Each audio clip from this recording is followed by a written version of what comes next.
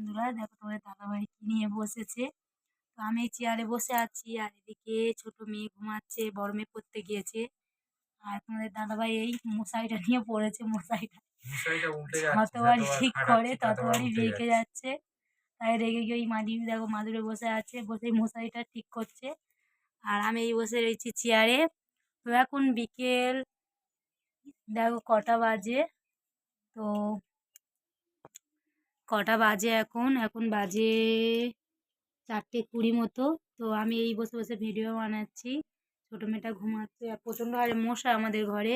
তো বসা যায় না মশারিতে, তাই মেয়েটার মশারিটা তোমাদের দাদাভাই সারছে।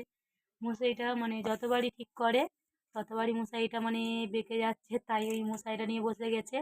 আর আমি এদিকে চেয়ারে বসে আছি। তো বড় মেয়ে পড়তে গিয়েছে 3টে 3:30 সময় দাদাভাই পড়তে দিয়ে এসেছিলো।